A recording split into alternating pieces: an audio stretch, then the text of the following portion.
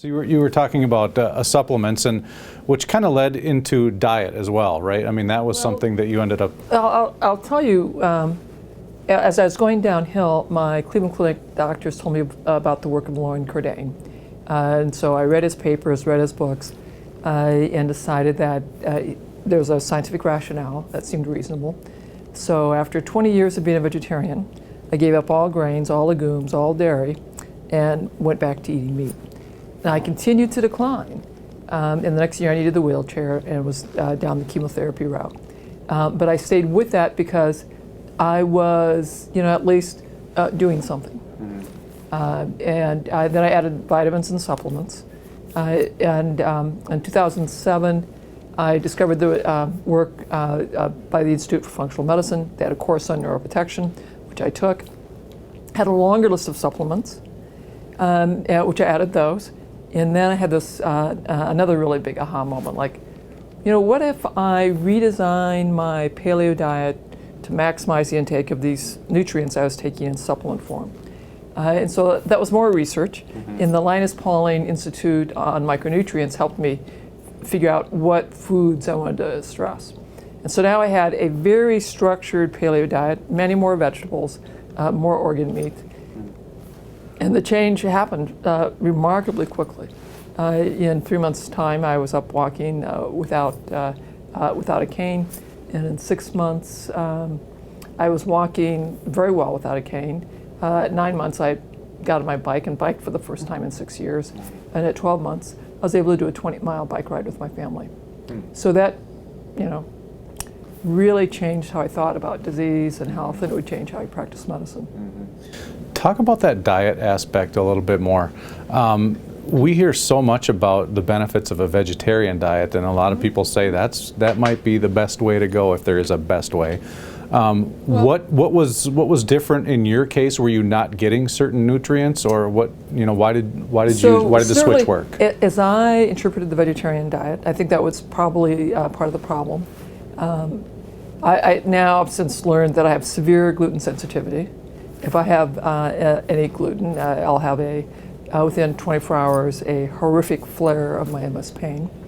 I'm also very sensitive to dairy protein and eggs. So if I have gluten, dairy, or eggs, my MS pain turns on and becomes incapacitating in about 24 hours. So that was probably not helpful.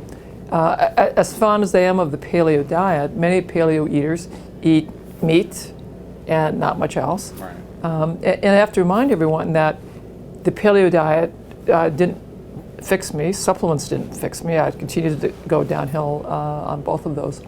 But there was something magical when I reduced my meat, ramped up these vegetables in a very specific way, added and stressed the organ meat, that it was striking how quickly things changed for me.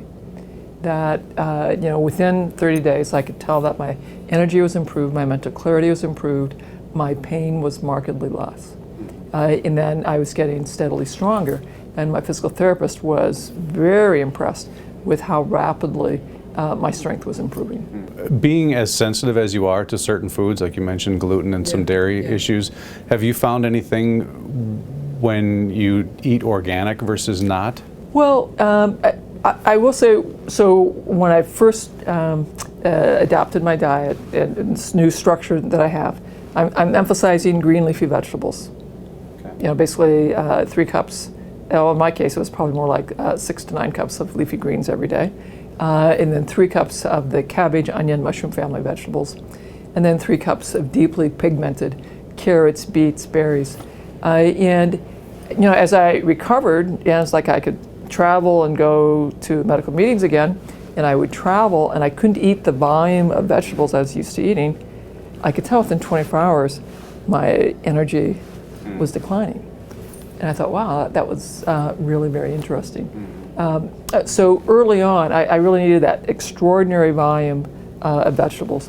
And now, I also, when I travel, I have a great deal more resilience now, 10 years into my recovery, than I had in the beginning. And certainly, I've made the choice and I prioritize. I eat organic foods, but in my clinics, the people that I've served for years in the VA live on disability. They live on food stamps. I'm teaching them to use these concepts within their financial means. And so they're eating canned vegetables, they're eating frozen vegetables, they're eating what they can get in small rural Iowa. And they too would experience these remarkable health transformations. What I would have to do is teach them how to cook, because often they either never learned or had become dependent on eating all this fast food, processed junk food. So that's really the critical thing, is you got to eat, vegetables. You have to eat a protein source. And we have strategies for people who are committed vegetarians, for their spiritual beliefs, and we guide them how to do that. So eating meat's not a requirement. I think it's beneficial, but it should be a modest amount of meat, not a high protein diet, sufficient protein.